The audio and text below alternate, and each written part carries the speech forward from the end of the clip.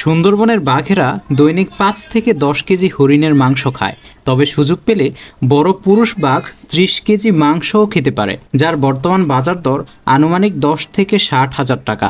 যদি গরু বা মহিষের মাংস খায়, তারও বর্তমান বাজার দর ৩ থেকে ২০ হাজার টাকা। অথচ বাঘের কোনো ইনকাম নেই, তারপরও বাঘের কোনো চিন্তাও নেই। কিন্তু আপনি ভাত খান মাত্র ২৫০ গ্রাম, তার জন্য আপনি চুরি করেন, সুদ খান, ঘুষ খান, এমনকি অন্যের হকও নষ্ট করেন। আরও কত কি।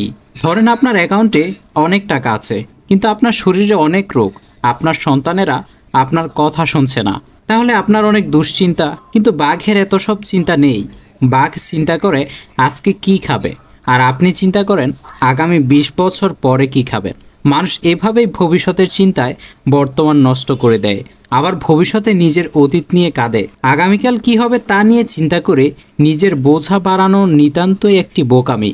রাসূল সাল্লাল্লাহু আলাইহি ওয়াসাল্লাম আজকের দিন নিয়ে চিন্তা করতে বলেছেন। যদি ঘুম থেকে উঠে দেখো আপনার শরীর সুস্থ আছে, আপনার পরিবার নিরাপদে আছে এবং আপনার কাছে আজকের দিনের মতো রুজির সন্ধান আছে, তবে এটা বুঝে নিন যে গোটা দুনিয়ার নেয়ামত আপনার কাছে এসে জড়ো হয়েছে।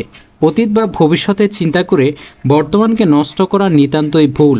তবে এর মানে এই নয় যে ভবিষ্যৎ সম্পর্কে আশাবাদী হওয়া যাবে না, বরং ভবিষ্যৎ সম্পর্কে তো আশাবাদী অবশ্যই হতে হবে, কিন্তু দুশ্চিন্তা করে বর্তমানকে নষ্ট করা যাবে না। ফয়সাল জোনে নতুন হলে ফলো দিয়ে পাশেই থাকুন। ধন্যবাদ।